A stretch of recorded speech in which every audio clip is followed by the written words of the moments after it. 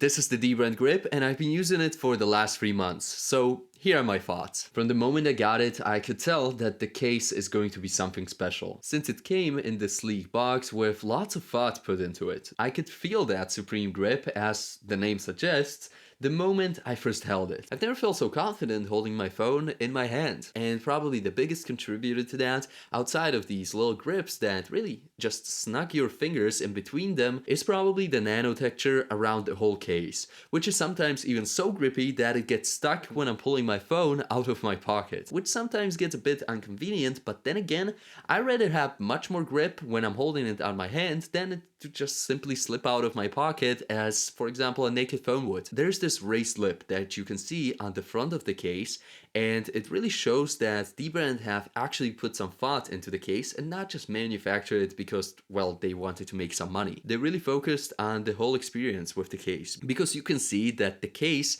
doesn't have a lip all around, only raising the lip on the top and on the bottom, because the top and bottom just hold the screen up when you're placing the phone down on a surface, so when you're swiping from side to side, you can't even feel that there's a lip on there. And don't worry about the back of the case, where they have put some attention to. Nobody really likes a big, thick case, so they made it as thin as possible around the parts that it could be. Like, the case still isn't really light and slim because it weighs in at 50 grams, which is pretty heavyweight, especially nowadays when some cases are made from carbon fiber, but you're getting a great amount of protection with this case, even with a slight downside of bulk. But the bulk really stands out in how they made it. They didn't just put extra material to protect your phone. As you can see, they really put some thought into it when raising only the portion around the huge camera bump of the iPhone 14 Pro and around the lenses itself. And well, while we are at the back of the case, Dbrand is famously known for their skins,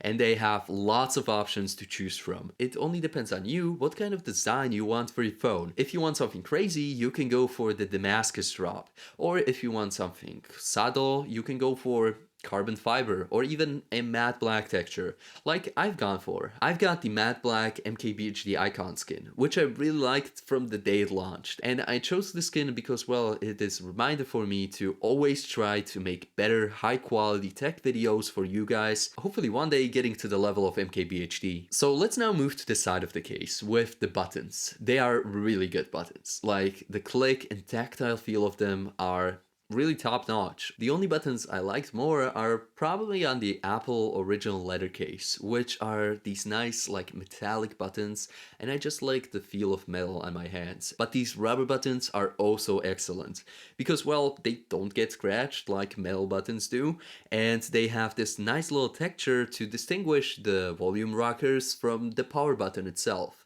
Because the power button has this like slit texture and the rubber buttons have like these vertical little slits, which when you get used to it, they really come in handy when you quickly just want to change the volume of your music in the background. Also, I almost forgot about the quick mute switch that you have on the side.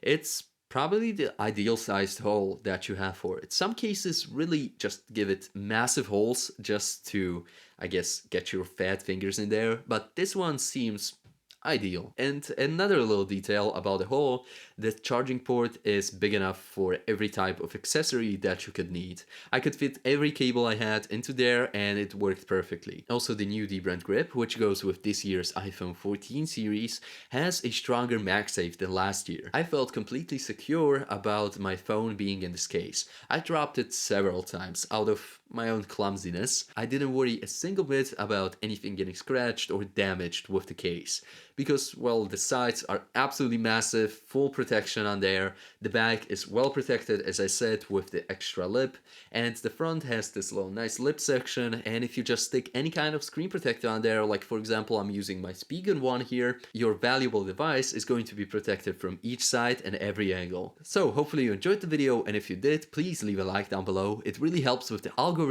and overall growing the channel. So this is going to be it for today, and I will see you in the next one.